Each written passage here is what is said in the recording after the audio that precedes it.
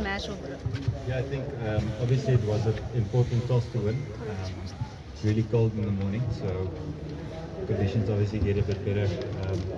But yes, the batters were under pressure today, so regardless of the amount of runs I think the other team put on, we were going to be under pressure.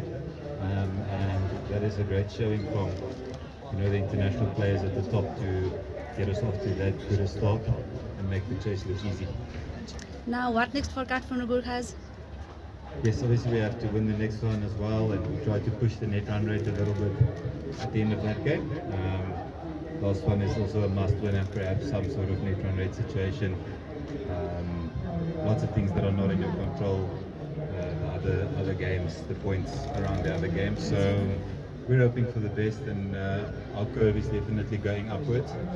I even felt after losing the last game that we're still, because we're quite a young team, especially our locals are very young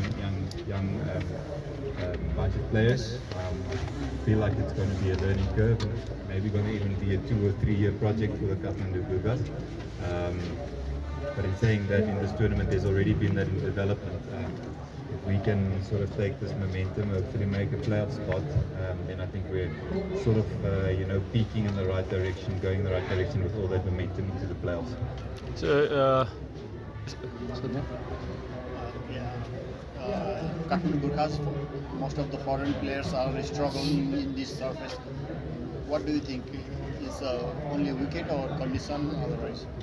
Yeah, I think obviously the challenge for the international players, for the foreign players, is to adapt to the conditions very quickly. You come in here and perhaps not everyone played a warm-up game.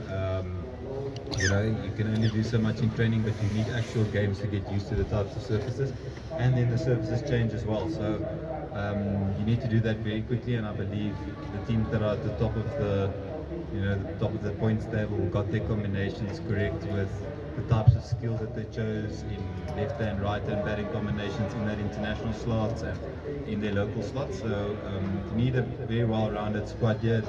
It's conditions that's very much suited around spin bowling, obviously, and with it you need finger spinners and wrist spinners, but you need finger spinners turning it mostly away from the bat. There's no secret in that.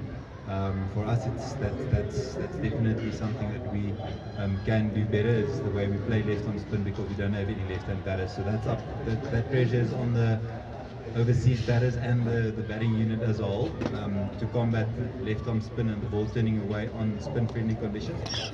But the boys did it really well today with the types of shots they decided on taking, the types of options in the power play, and when we set the power play foundation we could just cruise the game over.